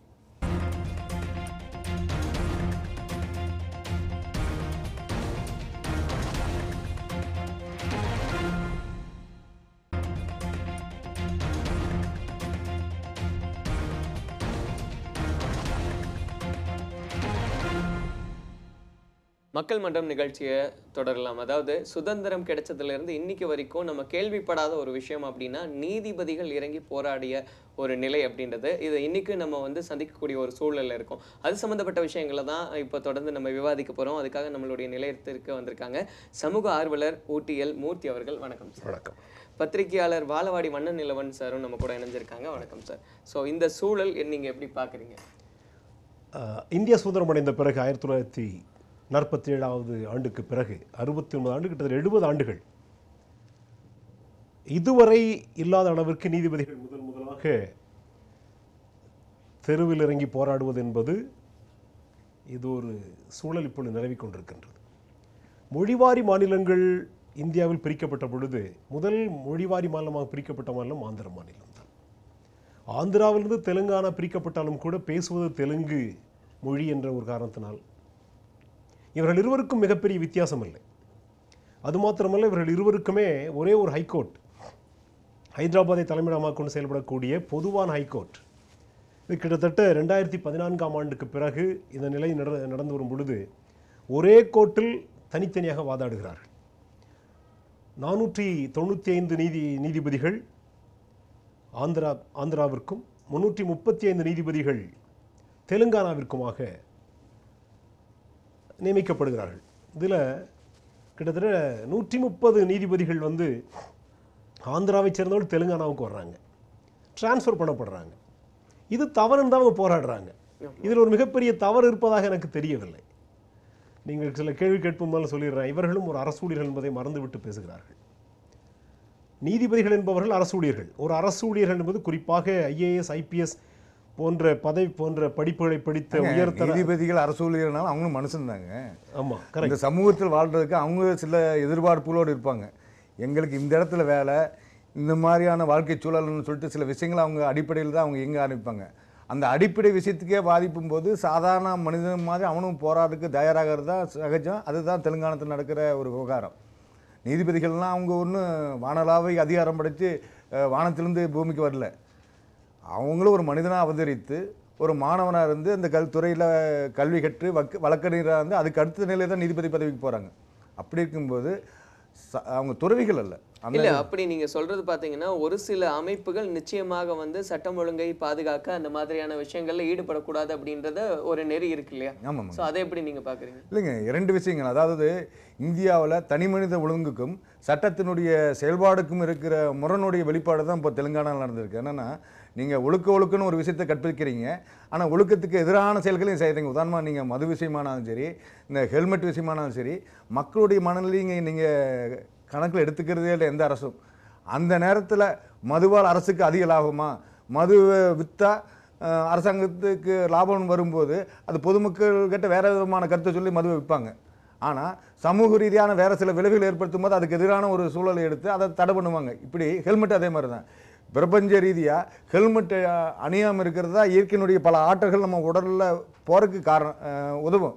ஆனால் இவங்க என்ன பண்ணுறாங்க, யாரோ 2 விஞ்ஞானிகள் கண்டுபிடிச்சாங்கன்னு சொல்லிட்டு ஹெல்மெட்டு தான் நம்ம உடலுக்கு பாதுகாப்புன்னு சொல்கிறாங்க. இப்படி இயற்கைக்கும் நடைமுறைக்கும் அந்த சட்டத்துக்குமான பல முரண்கள் இருக்கலங்க. அந்த முரண்களுடைய ஒரு கொதிப்பு தான் இந்த தெலுங்கானா பிரச்சனை. இது மிக தவறான ஒரு கருத்தாக நான் கருதுகிறேன். அவர் சொல்றதுல அவருடைய கருத்து ஹெல்மெட் அணியறது முரணா, இயற்கைக்கு முரணானது தான். உண்மையே தலையில் ஹெல்மெட் போடும்போது முடி கொட்டு. இன்றைக்கு சூழல் வந்துங்க, இந்த நம்ம ஹெல்மெட் டாபிக் பேச வரல, அது இன்னொரு இடத்துல வச்சுக்குவோம். இல்லை, அது உதாரணத்துக்காக சொன்னதுனால நீதிபதிகள் என்பவர்கள் அரசூழியர்கள். IAS IPS அதிகாரிகள் தமிழ்நாட்டைச் சேர்ந்தவர்கள் தமிழ்நாட்டில் வேலை செய்யக்கூடாது, அவர் போய் பீகாரில் வேலை செய்யலாம், உத்தரப்பிரதேசத்தில் வேலை செய்யும் பொழுது இந்த நீதிபதிகள் என்பவர்கள் அதுவும் ஒரே மாநிலத்தை சமீபத்தில் பிரித்த ஒரே மாநிலம் பொதுவான ஒரே கோர்ட்டில் இருக்கும் பொழுது இந்த நீதிபதிகள் ஏன் அந்த கோர்ட்டில் போய் வேலை செய்யக்கூடாது என்பதும் இவர்கள் போன 26ஆம் தேதி இதற்காக ஒரு மிகப்பெரிய பேரணி நடத்தினார்கள் என்பதும், இது ஒரு விஷயம் தெரியுமா உங்களுக்கு, நீதிபதிகள் என்பவர்கள் விருப்பு வெறுப்பு இவர்களுக்கெல்லாம் அப்பாற்பட்டவர்களுடைய கருத்திலிருந்து மாறுபட்டு சொல்கிறேன். நீதிபதி என்ற வார்த்தை லத்தீன் வார்த்தையிலிருந்து மாத்திரம் எடுக்கப்படவில்லை, கிரேக்க சொல்லிருந்து எடுக்கப்பட்ட ஒரு வார்த்தை. ஜட்ஜ்மெண்ட் தமிழ் வார்த்தை இல்ல. இதற்கு நீதிபதி என்பவர்கள் எல்லாருக்கும் அப்பாற்பட்ட, அதாவது இவர்கள் கிட்டத்தட்ட ஒரு துறவிகள் போன்றவர்கள் தான். இவர்கள் கடவுளுக்கு அடுத்த ஸ்தானத்தில் வைத்து மதிக்கப்பட வேண்டியவர்கள் தெருவில் இறங்கி போராடுவது இது மிக தவறான ஒரு முன்னெடுப்பாகவே கருதப்படுகிறது. போராடுறது அப்படின்றது கூட ஒரு விதத்துல எடுத்துக்கலாம், ஆனா நியாயமான காரணங்களுக்காக போராடலாமே. ஆந்திராவை சேர்ந்தவர்களை தெலுங்கானாவில் நீதிபதிகளாக நியமிக்க கூடாது அப்படின்னு சொல்லி இல்ல போராட்டம், இது ஒரு நியாயமான விஷயமா? நியாயமற்ற விஷயம் தான் அது. அந்த இடத்துல எதுக்காக ஒரு போராட்டம், எதுக்காக அந்த பிரிவினை? இல்லை, நீதி தராசை கொண்டு போகும்போது பார்த்தீங்கன்னா, நீங்கள் ஒரு வழக்கு எடுத்துக்கிட்டீங்கன்னா கீழ்மை நீதிமன்றங்களில் ஒரு தீர்ப்பு கொடுப்பாங்க, ஒரு குற்றவாளிக்கு அங்கே தூக்கு தண்டனை கொடுப்பாங்க. மேல் நீதிமன்றத்துக்கு போகும்போது அதை விட குறைந்த ஆயுள் தண்டனை கிடைக்கும். இன்னும் அதுக்கு மேலே நீதிமன்றம் போகும்போது பார்த்தீங்கன்னா விடுதலை கூட செய்யப்படலாம். என்னென்னா நீதிமன்றங்களுடைய அடுக்குகளில் கூட சட்டத்தில் இருக்கிற சந்து பொந்துகளை பயன்படுத்தி குற்றவாளிகள் தப்பிக்கான வாய்ப்புகள் இருக்குது. அதே மாதிரி தான் இங்கேயும் நீதித்துறை நம்ம எங்கே பணி செஞ்சாலும் ஒண்ணுதான் அப்படிங்கிறது இருந்தாலும் கூட அதில் இருக்கிற வித்தியாசங்கள் இந்த மாதிரி ஒரு வெடிப்புகளுக்கு காரணமாகுது. இல்லை, தான் அவர் சொல்லும்போது நீதிபதிகள் ஒரு துறவிக்கு சமமானவர்கள், அந்த விதத்துல தான் நம்ம பார்க்கணும் அப்படின்னு சொல்றாங்க. அப்ப நீதிபதிகளே இன்றைய நீதிபதிகள் துறவரத்தையே துறந்தவங்க, அதனால துறவுங்களுக்கு நம்ம வேற அர்த்தத்துல என்னன்னா நீதிபதிகளே போராட்டம் நடத்தினாங்க அப்படின்னா சமூகத்துல சட்ட சிக்கல் ஏற்படாதா, மற்ற விதத்துல பிரச்சனைகள் ஏற்படாதா? நீங்க கேட்டது அருமையான கேள்வி. நீதிபதிகள் இந்த மாதிரி பிரச்சனைகளை போது அது சட்ட சிக்கல்கள் மட்டுமல்ல, சொல்லல ஒரு போராட்டம் நடத்துறாங்கன்னு வைங்களேன். நீதிபதிகள் போராட்டம் நடத்தினா அந்த போராட்டங்கிறது ஒரு சாதாரண ஒரு மனிதன் ஒரு தொழிற்சாலையில் இருக்காங்க, எனக்கு போனஸ் கிடைக்கல வேற கிடைக்கல, ஒரு போராட்டம் நடத்துறது ஒரு விஷயம். ஆனால் நீதிபதிகளே போராட்டத்துக்கு போய் இறங்கினான்னு வச்சுக்கோங்க, அந்த நாட்டுக்கு ஒரு தவறான முன்னுதாரணம் ஆயிரும். ஏன்னா நீதிபதிகள் பல விஷயங்களை கட்டுப்படுத்தவங்க, அரசு ஊழியர்களாக இருந்தாலும் கூட அரசாங்கம் நிறைவேற்றுகிற சட்டங்கள் மீது சில நிபந்தனைகள் விதிக்கக்கூடிய அளவுக்கு சக்தி வாய்ந்தவங்க நீதிபதிகள். அப்பேற்பட்டவங்களே இந்த போராட்டம் மாதிரியான விஷயங்களை ஈடுபடுகின்ற போது ஒரு தவறான முன்மாதிரி உண்டாகி தேசமே பல விஷயங்களில் இந்த நீதித்துறைக்கு நம்ம எப்படி இயங்கிறது, இந்த துறையில் நம்ம எப்படி இயங்கிறதுன்னு சொல்லிட்டு புதிய சட்டங்களை புதிய முன்மாதிரிகளை உருவாக்க வேண்டிய ஒரு நிர்பந்தமான நிலைக்கு உண்டாகும். அப்புறம் பார்த்தீங்கன்னா இது காவல்துறை கூட இது ஒரு கேள்வி கேட்கலாம். ஏன்னா நிறைய இடங்களில் காவல்துறை அவங்களுக்கு சங்கம் அமைக்கல, காவல்துறை ஊழியர்களுடைய பிரச்சனைக்காக சங்கமைக்கணும்னு நிறைய இடத்துல வேண்டுகோள் வச்சுட்டு இருக்காங்க. ஆனால் அந்த பிரச்சனையை பல மாநிலங்கள் மறுத்துட்ருக்கு. காவல்துறை சட்டத்தை காப்பாற்றுறதுக்காக களத்தில் இறங்கி போராடுறவங்க, இவங்க ஒரு கோர்ட்டில் உட்கார்ந்து தங்களுடைய செயல்பாட்டை நிறுத்துறவங்க, அவங்க களத்தில் இறங்கி போராடுறவங்க.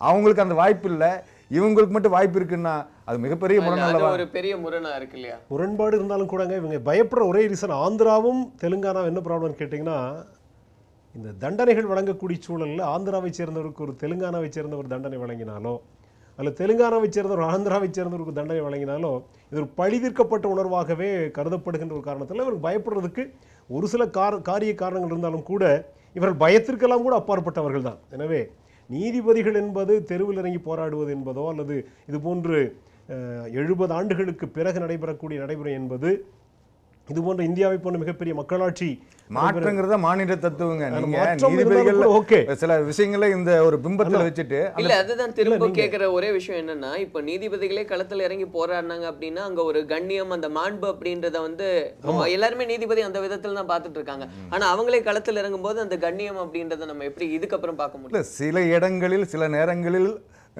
பாரம்பரியமா நீண்ட காலமா எந்த ஒரு பிம்பத்தை நீங்க கண்ணெதிரே வச்சுட்டு இருக்கீங்களோ அந்த பிம்பங்கள் உடையும் போதுதான் புதிய கண்டுபிடிப்புகள் புதிய உற்பத்திகள் நிகழும்.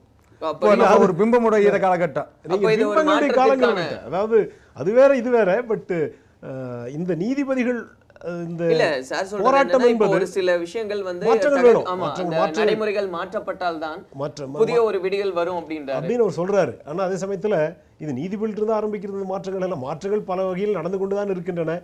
காவல்துறையில் இருக்கிறவங்க சார் சொன்ன போல காவல்துறையில் இருக்கவங்களும் யூனியன் ஆரம்பிக்கக்கூடாது, காவல்துறை இருக்கவங்க சங்கம் வைக்கக்கூடாது. அது ரொம்ப ஸ்ட்ரிக்டான இருக்கிறாங்களே இதே நீதிபதிகள். இதே வழக்கறிஞர்கள் இன்றைக்கு தெருவில் இறங்கி போராடி கொண்டிருக்கிறார்கள். இன்றைக்கி தமிழ்நாட்டில் பார்த்தீங்கன்னா உயர்நீதிமன்றத்தில் மிகப்பெரிய போராட்டம் நடைபெறுகிறது. காவல்துறையினர் அவர்களை அடக்கி வைத்து கொண்டிருக்கிறார்கள், கைது செய்து கொண்டிருக்கிறார்கள். கோவையிலும் இன்று நடைபெற்று கொண்டிருக்கிறது. வழக்கறிஞர்கள் போராட்டம் நடத்துவது மிகப்பெரிய தவறு என்று சொல்லக்கூடிய இதே நீதிபதிகள் இவர்கள் போராட்டம் நடத்துவது மாத்திரம் மாற்றம் என்று சொல்லிவிட முடியுமா என்ன? இல்ல, அதுதான் நீதிபதிகள் கேள்வி. இப்போ என்பவர்கள் வழக்கறிஞர்கள் போற்றி பாதுகாக்கப்பட வேண்டிய பணியை செய்யக்கூடியவர்கள். இவர்கள் சட்டத்திற்கெல்லாம் அப்பாற்பட்டு கடவுளுக்கு அடுத்த நிலையில் வைத்து மதிக்கப்பட வேண்டியவர்கள். இவர்களுக்கு நீதி அரசர்கள் என்று கூட சொல்கிறார்கள். இல்ல, அதுதான் மக்களாட்சி இப்போ நாட்டில் நீதி அரசு நீங்க சொல்ற மாதிரி பண்ணக்கூடாது. நீதிபதிகள் போராடுறாங்க, அவங்களுக்கு ஒரு மாற்றம் தேவைன்னா அவங்க வந்து களத்துக்கு வர்றது நியாயமான ஒரு விஷயம் சொல்லும்போது, இப்போ வந்து வழக்கறிஞர்கள் வந்து போராடுவதையே நீதிபதிகள் கண்டிக்கும் பொழுது, இப்போ அவங்களே வந்து களத்துக்கு வந்துட்டாங்கன்னா அவங்கள யார் கண்டிப்பாங்க? இது என்னன்னா கிரிக்கெட் மைதானத்தில் போய் கபடி விளையாடுற மாதிரி இருக்குங்க. அதான் ரெண்டு விளையாட்டு தான், ரெண்டு விளையாட்டு தான். கபடி நம்ம அங்கீகரிச்சாங்கன்னு கிரிக்கெட்டையும் அங்கீகரிச்சாங்க. ஆனால் கிரிக்கெட் விளையாடும் போது கிரிக்கெட்டுரிய விதிமுறைகள் கடைபிடிக்கணும், கபடி விளையாடும் போது கபடிக்குரிய விதிமுறை கடைபிடிக்கணும். ஆனால் இங்கே ரெண்டு கலக்கிறதுனால தான் இங்கே பெரிய குழப்பமே. ஆனால் கால மாற்றத்தில் நீங்க சொல்றபடியே பார்த்தா இந்த கிரவுண்ட்ல வந்து நாங்க மட்டும் தான் விளையாடணும், நீங்க விளையாடக்கூடாதுன்னு இல்லை, அது நீங்க சொல்றது அடுத்த ஒரு பிரச்சனைங்க. அந்த அடுத்த கிரவுண்டு பிரச்சனை அடுத்து வரும். எப்பவுமே இந்த மண்ணில் ஒரு விஷயம் நிகழ்கின்ற போது, ஒரு மாற்றம் நிகழ்கிற போது இந்த மாதிரி இருக்கும். பார்த்தீங்கன்னா நீங்கள் தமிழ் தேர்தல் கடத்தில் எடுத்து பாருங்க. ஒரு காலத்தில் காங்கிரஸ் மட்டுமே தமிழகத்தை மிகப்பெரிய அளவுக்கு கைப்பற்றிட்டு இருக்கும்போது அவங்க தேர்தல் பெருக்கத்திலேயே பொதுமக்களை கூப்பிடும்போது அவங்க மகாஜனங்களேன்னு கூப்பிடுவாங்க. அப்புறம் திராவிட கட்சிகள் அந்த ஆட்சிக்கு வந்த பிறகு இப்போ பேசுகிற மாதிரி அன்பான பொதுமக்களேன்னு சொன்னாங்க. இப்போ ஒவ்வொரு விஷயம் மாறிட்டே வருது. இது அவங்க மகாஜனங்களேன்னு பேசுனது நம்ம தப்புன்னு சொல்ல முடியாது. அந்த காலத்தில் அவங்களுக்கு தெரிந்த உச்சகட்ட அறிவில் அந்த பிரச்சாரத்துக்கு அந்த வார்த்தையை பயன்படுத்துகிறாங்க. அதுக்கு அடுத்த பரிமாணத்தில் வாக்காளர் பெருமக்களேன்னு சொல்கிறாங்க. இப்படி நம்ம வார்த்தை பயன்பாடுகள் கூட காலத்தினுடைய நிலைக்கு தகுந்த மாதிரி மாற மாதிரி நீதிபதிகள் விமர்சனத்துக்கு அப்பாற்பட்டவர்கள்னு ஒரு காலத்தில் அந்த ஒரு பிம்பமாக நம்ம வச்சுருந்தோம்.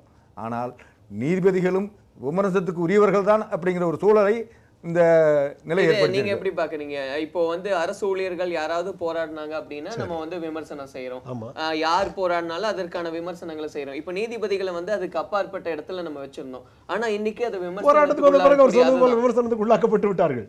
அதான் அப்போ அது அவங்க வந்து வந்துட்டாங்க, அந்த விமர்சனம் வந்து அவங்களுக்கு வரலாம் அப்படின்றத ஏத்துக்கிறீங்களா? விமர்சனங்க அதான் விமர்சனத்திற்கு அப்பாற்பட்டவர்கள் நீதிபதிகள் நம்ம பேசணும் இல்லையா? இப்போ அவங்களும் போராட்ட களத்துக்கு வந்துட்டாங்கன்னா அவர்கள் மீதும் விமர்சனங்கள் முன்வைக்கப்படும். அவங்க இப்ப நினைக்கிறது விமர்சனம் வந்தாலும் பரவாயில்ல, பிரச்சனைக்கு விமோசனம் இருக்குன்னு நினைக்கிறாங்க. விமர்சனத்துல வந்து பதில் இல்ல, விடையில தான் பதில் இருக்கு, கிடைக்கும்னு நினைக்கிறாங்க. அவர்கள் பயப்படுற விஷயம் ஒண்ணுதாங்க, தெலுங்கானா பிரச்சனை தான் அவங்க பயந்துட்டு இருக்காங்க. என்னமோ தெரியல, தெலுங்கானா ஆரம்பிச்ச நாட்டிலும் தெலுங்கானாவுக்கும் ஆந்திரா என்றைக்கு பிரிக்கப்படும் ஒரு பெரிய அறிஞர் சொல்லுவாருங்க, பிரச்சனைகளை விட பிரச்சனைகள் மீதான கற்பனை மிகப்பெரிய துன்பத்தை தருன்னு சொல்லிட்டு ஒரு வார்த்தை சொல்லுவார். அந்த மாதிரி இந்தியாவில் பல இடங்களில் வழக்கறிஞர்கள் பிரச்சனையானாலும் சரி, நீதிபதிகள் பிரச்சனையானாலும் சரி, வேற பிரச்சனைகளானாலும் சரி, பிரச்சனையுடைய தன்மைகள் பேசி தீர்க்கக்கூடியதாக இருக்குது. ஆனால் அது அப்படியாகுமோ இப்படியாகுமோ அந்த கற்பனை இருக்குல்லங்க, அதுதான் மிகப்பெரிய துன்பத்தை தொடர்ந்து கொடுத்துட்டு இல்லை. இப்போ பிரச்சனைக்கு உள்ளாகக்கூடிய ஒரு விஷயமே என்னன்னா, இந்திய அளவில் எங்கே வேணா இடமாற்றம் செய்ய முடியும்னு ஒரு நிலைமை இருக்கும் பொழுது குறிப்பிட்டு ஆந்திராவை சேர்ந்தவர்கள் மட்டும் தெலுங்கானாவில் வரக்கூடாது அப்படின்னு சொல்றது தானே பிரச்சனைக்குரிய ஒரு விஷயம். இல்லை, வரக்கூடாதுன்னு அவங்க சொல்லலை. மாற்றம் செய்யப்பட்ட சில நீதிபதிகள் அந்த இடத்துல போய் நாங்கள் பணிபுரிய மாட்டான்னு சொல்றாங்க. அதுதான் சிக்கலாகுது. 133 பேர். அது மட்டும் இல்லை, இங்க அரசுக்கு மிகப்பெரிய ஒரு நெருக்கடி கொடுக்குற அந்த கட்டத்தை நம்ம கவனத்தில் வைக்கணும். நீங்க இந்த மாதிரி எங்களை இடமாறுதல் பண்ணியிருக்கீங்க, அந்த மாறுதலை ரத்து செய்யாவிட்டால் நாங்கள் 135 நீதிபதிகள் எங்களுடைய பதவிகளை ராஜினாமா பண்ணுறோன்னு மிரட்டுறாங்க. இந்த இடத்துல என்ன பண்ணணும்? தாராளமாக பண்ணுங்க.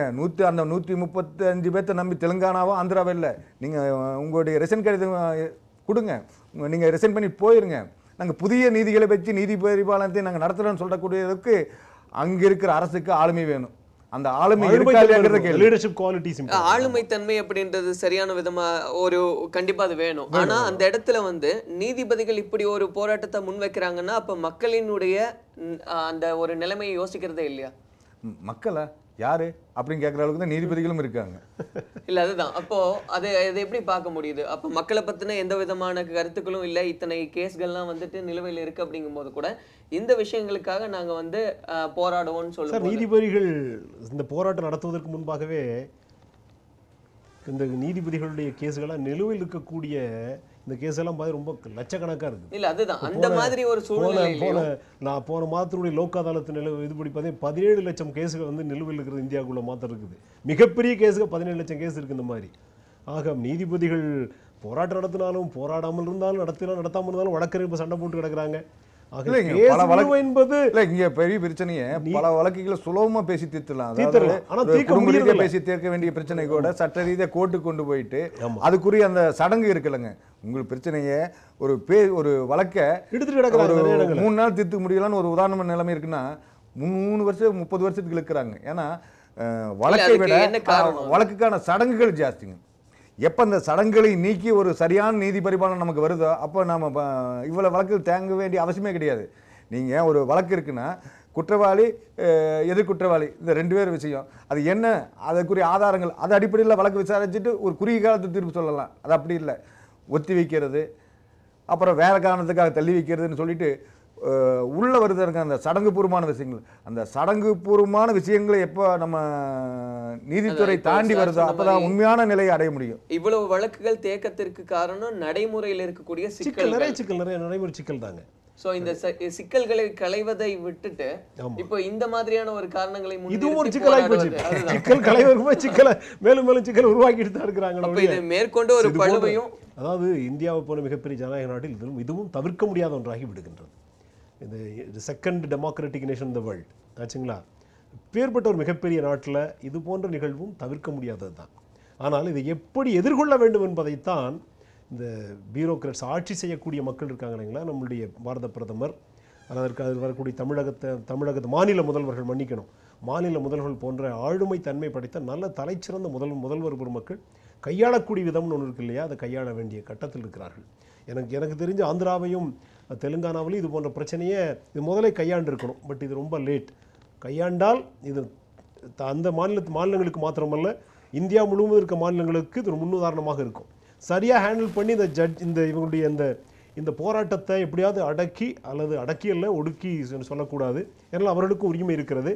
அதை கைவிடுவதற்கான நடைமுறைகளை சரியான விதத்தில் கையாண்டார்கள் என்று சொன்னால் இது போன்று தமிழ்நாட்டிலோ மற்ற மாநிலங்களிலும் நீங்க சொல்றது கூட ஒரு தவறான முன்னுதாரணத்தை ஏற்படுத்துங்க. என்னன்னா ஒரு பிரச்சனை துவங்காத வரைக்கும் இது தீர்வுன்னு சொல்லலாங்க. ஒரு பிரச்சனை துவங்கிய பிறகு அதை கைவிடுறது இருக்குல்லங்க, அது மிகப்பெரிய எதிர்விளைகள் ஏற்படுத்தும். நீதிபதிகளுக்கு மட்டுமல்ல நீதித்துறைக்குமே எதிர்விளைகள் ஏற்படுத்தும். அதனால இந்த பிரச்சனையை இவங்க போராட்ட காலத்துக்கு கொண்டு வந்தாச்சு. இதுக்கு மேல இந்த பிரச்சனையை சரியான இடத்துக்கு கொண்டு போக வேண்டியது அரசுனுடைய கடமை. அங்கே அதுவுமே ஒரு சிக்கல் இருக்கு. இந்த தெலுங்கானா ஆந்திர நீதிபதிகளுடைய பிரச்சனை இல்லை, அந்த பிரச்சனையை கையாளக்கூடிய அதிகாரம் மாநில அரசுக்கு இருக்கா, எந்த மாநில அரசுக்கு இருக்கு, மத்திய அரசுக்கு இருக்கா அப்படின்னு சொல்லிட்டு கேள்விகள் இருக்கு. ஏன்னா மத்திய அமைச்சர் சொல்றாரு எங்களுக்கு அதுக்கு சம்பந்தம் இல்லைங்கிறாரு. ஒரு மத்திய சட்ட அமைச்சர் எங்களுக்கு அதுக்கு சம்பந்தம் இல்லைங்கிறாரு. அப்போ யார் பொறுப்புன்னு அரசுகளே தட்டி கிழிக்குது. நீதிபதிகள் தட்டி கிழிக்கிற நிலை போய் அரசுகளே தட்டி கிழிக்கக்கூடிய ஒரு சூழ்நிலை. நீதிபதிகளுடைய நியமனம் என்பதோ இப்போ பார்த்தீங்கன்னா நீதிபதிகள் நியமனம் கொலிஜியம்னு ஒன்று அதுக்கு பேர். உச்ச நீதிமன்ற நீதிபதிகளை நியமிப்பதற்கு கூட அரசாங்கத்தினுடைய தலையீடு இருக்கக்கூடாதுன்னு சொல்லி நீதிபதிகளே நிற்கிறாங்க ஆச்சுங்களா. ஏன் நிற்கிறாங்க? சீஃப் சொலிசிட்டர் ஜெனரல்னு ஒருத்தர் இருக்கார். அவர்லாம் அந்த சில விதிகளெல்லாம் சொல்லிட்டு வர்றாங்க. என்ன காரணம்னு கேட்டிங்கன்னா அரசு இந்த அரசியல்வாதிகளுடைய அரசியல் சார்ந்த சில தலைவர்களுடைய தலையீடுகள் இருக்கும்னு சொன்னால் அவர்களுக்கு சாதகமாக நீதிபதிகள் போயிடுவாங்களோ அப்படின்ற பயத்தெல்லாம் நீதிபதிகளை நியமித்துக் கொள்ளலாம் என்ற கொலிஜிய முறையை கொண்டு வந்தாங்க. இப்போ அவர்களே சில தன்னாட்சி ஒரு அதிகாரத்தை ஒரு வட்டத்தை போட்டுக்கிட்டு அவங்களே செஞ்சிட்டு இருக்கும் பொழுது இது நீதிபதிகளுடைய விஷயத்தில் தலையிடுவதற்கு அரசாங்கம் பயப்படுவது என்பது என்னமோ உண்மைதான். ஆனால் இந்த விஷயத்தை கட்டுப்படுத்த வேண்டிய பொறுப்பு மத்திய அரசுக்கு நிச்சயமாக இருக்கிறது. கட்டுப்படுத்துறதுன்றதை விட இப்போ இதுக்கு அடுத்தபடியா பார்க்கணும்னா காவல்துறை சம்பந்தமா சில கோரிக்கைகள் முன்வைக்கிறாங்க. எங்களுக்கும் சங்கம் வேணும் அந்த மாதிரி எல்லாம். இப்போ இதை ஒரு தவறான முன்னுதாரணமா எடுத்துக்கிட்டு நாளைக்கு அவங்களும் போராட்ட காலத்துக்கு வந்துட்டாங்கன்னா என்ன இருக்கும், எப்படி இருக்கும்? அதற்குத்தான் ஆட்சியாளர்கள் சில விஷயங்களை கையாள வேண்டிய சூழலில் இருக்கிறார்கள். இது எல்லாமே அரசியல்வாதிகள் கையிலும் ஆண்டு கொண்டிருக்கக்கூடிய மக்கள் பிரதிநிதிகள் கையிலும் தான் இருக்குது. இல்லை இப்போ நீங்க சொல்றதுபடி பார்த்தா இதுக்கு தீர்வு கொண்டு வரணுன்றது முடிவா இருக்குமா, இல்லை இதை கைவிட வைக்கணும் அப்படின்றது ஒரு முடிவா இருக்குமா? இதற்கு தீர்வு என்பது கைவிட வைக்க வேண்டியது என்பதுதான் தீர்வு இருக்கு. ஏன்னா அது அப்போ ஒரு அன்வான்ட் ஆர்குமெண்ட்ஸ் இந்த மாதிரியான நடக்கிறது வேண்டாத விஷயம்தான். நீதிபதிகளே வரக்கூடாது. நீதிபதிகள் வருவது என்பது பொது மனிதன் என்ற முறையில் சொல்கிறேன். ஏன்னு கேட்டால் இந்த நாட்டினுடைய பிரஜை என்ற முறையில் சொல்ல போனால் இதை சொல்வதற்கு நமக்கும் உரிமை இருக்கிறது. எனவே எல்லாருமே ஸ்ட்ரைக் பண்ண ஆரம்பிச்சிட்டா, எல்லாருமே போராட்டம் நடத்த ஆரம்பிச்சிட்டா யாருக்கு பதில் சொல்வது, யாருக்கு தீர்ப்பு சொல்வது? கேட்பாங்க இல்லைங்களா? நீங்களே போராடுறீங்க நாங்கள் என்னன்னு சொல்லி கேட்பாங்களே. ஒருவருக்கு ஒருவர் முரண்பாடுகள் தான் அதிகமாகிட்டு போயிட்டு இருக்குமோ தவிர முரண்பாடுகளும் வேறுபாடுகளும் வித்தியாசங்களும் சங்கடத்தில் தான் நிறுத்தும். நீதிபதிகள் பதவி என்பது சவால்கள் நிறைந்த பதவி தான். ஒரு தீர்ப்பை சொல்லிட்டு வெளியே வரும்போது நீதிபதி சில இடங்களில் உயிரை கையில் பிடிச்சி வரக்கூடிய சூழ்நிலாம் இருக்கிறது. அவங்களுக்கு தான் தெரியும் வலிகளும் வேதனைகளும். ஸோ சவால்கள் என்பது சங்கடங்கள் அல்ல, சாதிக்க வேண்டிய சந்தர்ப்பங்கள். அதை புரிஞ்சுக்கிட்டு நம்ம நடந்தாகணுங்க. இந்த சவால் நிறைந்த பதவி, ஒரு நல்ல உன்னதமான பதவி, இந்த மாண்பமை நீதிபதிகள் என்கிறார்கள். டெமோக்ராட்டிக் நேஷனில் மக்களாட்சி தத்துவத்திற்கு அப்பாற்பட்டு நீதிபதிகளே நீதி அரசர்கள் என்று கூட இந்த இடத்துல தான் ஒரு மிகப்பெரிய தவறே நடக்குது. இந்த நாட்டில் மக்களால் வாக்களிக்கப்பட்டு நிர்வாகம் செய்ய தேர்ந்தெடுக்கப்பட்ட மக்களாட்சி பிரதிநிதிகளை விட ஒரு துறையில் அறிவார்ந்தவர்களாக இருப்பதனாலேயே இவருக்கு கிடைக்கிற அந்த வாய்ப்பு இருக்குல்லங்க, நீதி அரசர்னு சொல்லக்கூடிய ஒரு சூழ்நிலை இருக்குல்ல, அங்கேதான் ஆபத்தே உருவாகுது. நம்ம அந்த ஆபத்து உருவாகிற நேரத்தில் நம்ம யாரும் கவனத்தில் எடுக்கல. அவங்க அரசராக தங்களுடைய அதிகாரங்களை காமிக்கும் போது தான் நம்ம இப்போ அச்சப்படுறோம். ஒட்டுமொத்த அதிகாரத்தை கையில் வச்சுட்டு இருக்கிறதுனால இல்லைங்களா?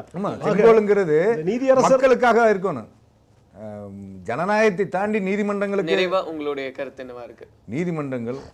நீதிமன்றங்களா இருக்கான்னா மக்களாட்சி தத்துவத்தில் ஜனநாயக வாய்ப்புகளை சரியாக எல்லாரும் பயன்படுத்தணும். ஆனால் ஜனநாயக வாய்ப்புகளை நம்ம தவறாக பயன்படுத்தும் போது அங்கே முதல்ல துவங்குகிற தவறு ஒவ்வொரு இடமா தாவி எல்லா இடமும் தவறுகளுடைய களமாகிறது. ஆகவே நமக்கு கிடைக்கும் வாய்ப்பை நேர்மையாகவும் முழுமையாக நம்ம பயன்படுத்தும் போது தான் இந்தியாவில் இருக்கிற எல்லா துறைகளும் ஒரு செழுமையாக இருக்குங்கிறத என்னுடைய கருத்து.